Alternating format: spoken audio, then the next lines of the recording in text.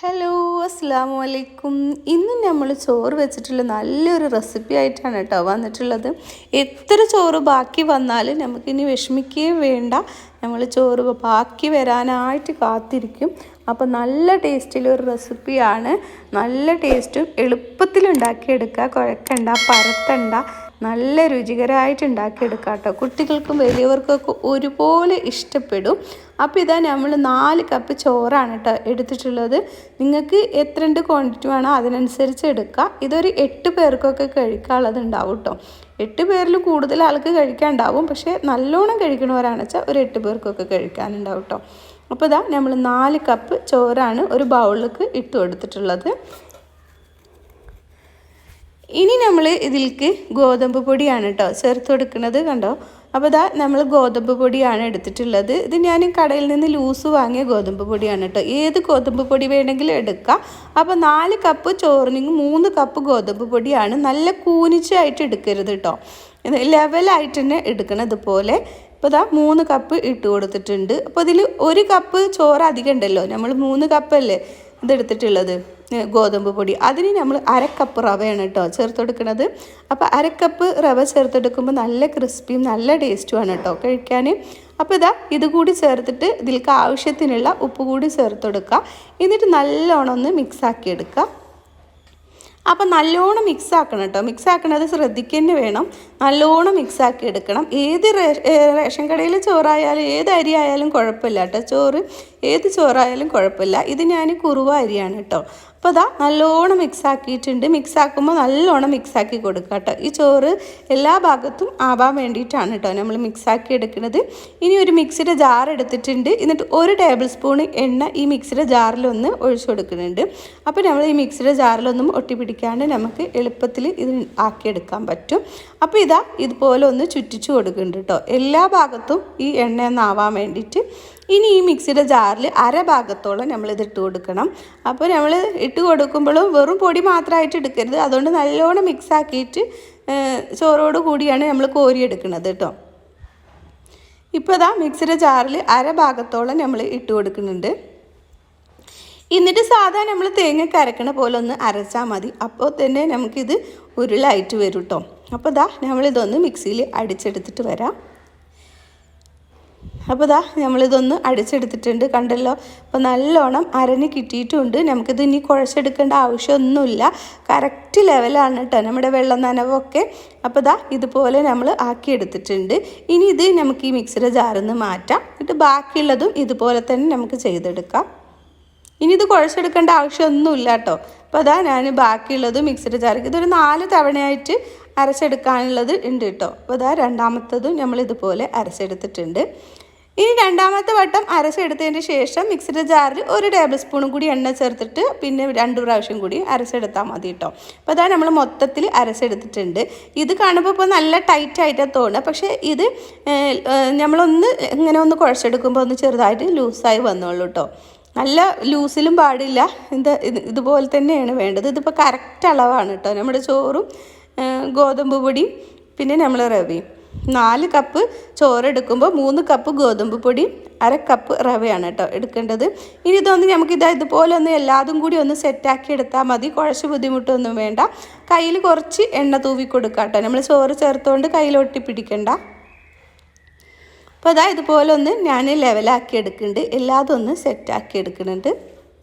അപ്പോൾ അതായത് സെറ്റാക്കി എടുത്തിട്ടുണ്ട്. ഇനി കയ്യിൽ എണ്ണ തടവിക്കോളൂ കേട്ടോ, അല്ലെങ്കിൽ കയ്യിൽ ഒട്ടിപ്പിടിക്കും. ഇത് ഞാനൊരു 2 പാട്ടാക്കിയിട്ട് എടുക്കുന്നുണ്ട്. എന്നിട്ട് ഇതുപോലെ ഒന്ന് ആക്കി കൊടുക്കുക, നീളത്തിലാക്കി കൊടുക്കുന്നുണ്ട്. അപ്പോൾ കയ്യിൽ ഞാൻ ഒന്നുകൂടി എണ്ണ തടവിയിട്ടുണ്ട് കേട്ടോ. ഇതിങ്ങനെ ഒന്ന് നീളത്തിലാക്കി കൊടുത്തിട്ട് നിങ്ങൾക്ക് പൂരി എത്രണ്ട് വലിപ്പം വേണോ അതിനനുസരിച്ച് എടുക്കാം കേട്ടോ. അപ്പോൾ ഇതാ ഞാനൊരു ചെറിയ ചെറിയ ഉരുളകളാക്കിയിട്ടാണ് എടുക്കുന്നത്. ഇതുപോലെ നീളത്തിലാക്കി എടുക്കുമ്പോൾ നമുക്ക് കൈവെള്ളയിൽ ഇങ്ങനെ പിടിച്ചിട്ട് ഇങ്ങനെ മുറിച്ചെടുക്കുമ്പോൾ ഒരേ ലെവലിൽ കിട്ടും. അപ്പോൾ ഇതാ ഇതുപോലെ ഓരോ ഉരുളാക്കിയിട്ടാണ് കേട്ടോ എടുക്കുന്നത്. ഉരുട്ടി ബുദ്ധിമുട്ടൊന്നുമില്ല, വെറുതെ ഇതാ അതുപോലെ ഒന്ന് ആക്കി കൊടുക്കണം മാത്രമേ ഉള്ളൂ കേട്ടോ. ഓരോന്നിങ്ങനെ പിച്ച് ഇട്ട് കൊടുത്താൽ മതി. ഇപ്പോൾ ബാക്കിയുള്ളതൊക്കെ നമുക്ക് ഇതുപോലെ തന്നെ ആക്കിയെടുക്കാം. ഇപ്പോൾ എല്ലാതും നമ്മളിതാ ഇതുപോലെ ആക്കിയെടുത്തിട്ടുണ്ട്. ഇനി നമുക്ക് ഇത് പ്രസ്സിലാണ് ഞാൻ അമർത്തിയെടുക്കുന്നത്. അപ്പോൾ ഞാൻ പ്രസ്സിൽ കവർ വെച്ച് കൊടുത്തിക്കുകയാണ് കേട്ടോ. എൻ്റെ പ്രസ് പഴയതായതുകൊണ്ട് ചെറുതായിട്ട് തുരുപ്പൊക്കെ വന്നിട്ടുണ്ട്. അപ്പോൾ ഇതുപോലെ പതുക്കെ ഒന്ന് അമർത്തി കൊടുത്താൽ മതി കേട്ടോ. നല്ല അമർത്തിയെടുക്കുകയൊന്നും വേണ്ട, പതിയെ അമർത്തിയാൽ തന്നെ നല്ലോണം പരന്ന് കിട്ടും. ഇത്രയും തിന്നിലാണ് കേട്ടോ നമ്മൾ പരത്തിയെടുത്തിട്ടുള്ളത്. അപ്പോൾ നമുക്ക് പ്രസ്സിൽ പരത്തിയെടുക്കുമ്പോൾ പരത്താൻ ബുദ്ധിമുട്ടില്ല കേട്ടോ. ഇനി ഇങ്ങനെ പ്രസ് വേണ്ടാന്നുണ്ടെങ്കിൽ നമ്മൾ കവറിൽ എണ്ണ തേച്ചിട്ട് ഒന്ന് പ്ലേറ്റ് വെച്ചിട്ടൊന്ന് അമർത്തി കൊടുത്താലും മതി കേട്ടോ. പ്രസ്സില്ലെങ്കിൽ അങ്ങനെയും ചെയ്തെടുക്കാം. പതിയെ ഒന്ന് അമർത്തി കൊടുത്താൽ മതി, ഇത്രയും മതിയാകും. കണ്ടല്ലോ. അപ്പോൾ നമ്മൾ ഓരോന്ന് അമർത്തുന്നതിനനുസരിച്ച് ഓരോന്ന് നമുക്ക് ചുട്ടെടുക്കുകയും ചെയ്യാം. അപ്പോൾ നമ്മൾ എണ്ണ വെച്ച് കൊടുത്തിട്ടുണ്ട് കേട്ടോ. അപ്പോൾ എണ്ണയൊക്കെ നല്ലോണം ചൂടായിട്ടുണ്ട്. ഞാനൊരു ലേശം ഇട്ട് നോക്കിയപ്പോൾ നല്ല ചൂടായിട്ടുണ്ട്. അതിലേക്ക് നമുക്ക് ഓരോന്ന് ഇട്ട് കൊടുക്കാം. പക്ഷേ ഇതൊക്കെ ഉണ്ടാക്കിയെടുത്താൽ നമ്മൾ എണ്ണ ഒട്ടും തന്നെ കുടിക്കൊന്നുമില്ല കേട്ടോ. നമ്മൾ ചോറ് ചേർത്തെന്ന് വെച്ചിട്ട് ഒട്ടും എണ്ണ കുടിക്കൊന്നുമില്ല. നല്ല ടേസ്റ്റി ആയിട്ടുള്ള ഭൂരി തന്നെ നമുക്ക് കഴിക്കാൻ പറ്റും. സാധാ ഭൂരി ഉണ്ടാക്കുമ്പോൾ നമുക്കത് കുറച്ച് കഴിയുമ്പോൾ ഒക്കെ ബലം വരും. അതൊന്നും വരില്ല, നല്ല ടേസ്റ്റുമാണ് കേട്ടോ കഴിക്കാൻ. നമ്മളിത് ചോറ് വെച്ചിട്ടാണ് ഉണ്ടാക്കിയെന്ന് ആരും പറയില്ല കേട്ടോ. നല്ല ടേസ്റ്റി ആയിട്ടുള്ള അടിപൊളി റെസിപ്പിയാണ്. അപ്പോൾ നല്ലോണം പൊള്ളച്ചും വരും കേട്ടോ. ഒട്ടും തന്നെ നമ്മൾ കുഴച്ചെടുത്തിട്ടൊന്നുമില്ല. നമ്മളിതൊന്ന് ഒതുക്കിയെടുത്തിട്ടുള്ളൂ. നമ്മൾ മിക്സിയിലിട്ട് കുഴച്ചെടുത്തത് മാത്രമേ ഉള്ളൂ.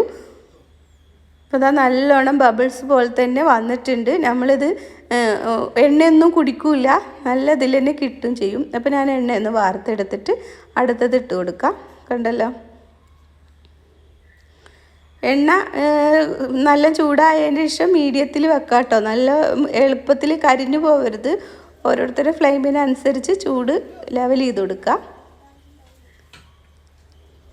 കണ്ടത് നല്ല ബബിൾസ് ആയിട്ട് തന്നെ നമുക്ക് കിട്ടും കേട്ടോ. എണ്ണ കുടിക്കില്ല. അപ്പോൾ ഭൂരി ഉണ്ടാക്കാൻ എന്ത് എളുപ്പമാണ് അല്ലേ. ഇപ്പോൾ ചോറൊക്കെ ബാക്കി വരുമ്പോൾ ഇനി ഒന്നും വിഷമിക്കേണ്ട ആവശ്യമില്ല. അതിലേക്ക് ഗോതമ്പ് പൊടിയും കുറച്ച് റവയും ചേർത്തിട്ട് ഇതുപോലെ ഉണ്ടാക്കിയെടുക്കുക. നല്ല ബബിൾസ് ആയിട്ട് തന്നെ കിട്ടും കേട്ടോ. പിന്നെ നമ്മൾ ഉള്ളിലൊന്നും രണ്ട് പുറം, ഒരു പുറം കനം ഒരു പുറം കനം കുറച്ചും ഒന്നും ഉണ്ടാവില്ല കേട്ടോ. നമ്മളിത് മുറിച്ചെടുക്കുമ്പോൾ നല്ല ടേസ്റ്റിയാണ്. ഇതൊരു പ്രത്യേക ഒരു ടേസ്റ്റാണ് കേട്ടോ നമ്മൾ ഈ ചോറ് വെച്ചിട്ട് പൂരി ഉണ്ടാക്കിയെടുക്കുമ്പോൾ. ഇനി നിങ്ങൾ ഇതുപോലെ ഒരിക്കൽ ഉണ്ടാക്കിയിട്ടുണ്ടെങ്കിൽ പിന്നെ ഇങ്ങനെ തന്നെ ഉണ്ടാക്കിയെടുക്കും കേട്ടോ. ഇതാണ്ടോ ഞാൻ മുറിച്ച് കാണിച്ചു തരാം. ഇവിടെ അത് കണ്ടല്ലോ, രണ്ട് പുറം ഒരേ ലെവലിൽ തന്നെയാണ് കേട്ടോ നമുക്ക് കിട്ടിയിട്ടുള്ളത്. നല്ല സോഫ്റ്റും നല്ല ടേസ്റ്റുമാണ് കേട്ടോ കഴിക്കാൻ. ഇത് മുരിപ്പിച്ചിട്ട് വേണമെങ്കിൽ കഴിക്കാൻ. ഞാൻ അത്രയും കൂടി മുരിപ്പിച്ചിട്ടില്ല.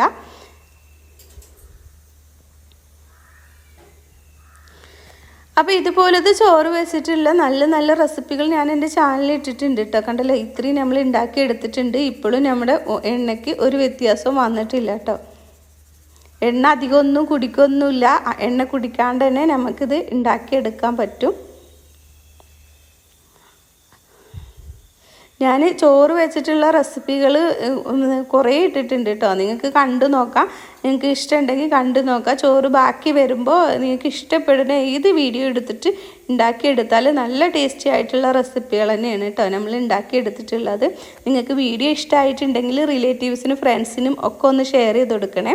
അതേപോലെ നിങ്ങൾ ഹൈപ്പ് കൊടുക്കാനും മറക്കരുതേ. പിന്നെ ആരെങ്കിലും സബ്സ്ക്രൈബ് ചെയ്യാണ്ട് കാണുന്നുണ്ടെങ്കിൽ ഒന്ന് സബ്സ്ക്രൈബ് ചെയ്ത് സപ്പോർട്ട് ചെയ്യുക. അപ്പോൾ അടുത്ത വീഡിയോയുമായി നമുക്ക് വീണ്ടും വരാം. അസ്സലാമു അലൈക്കും.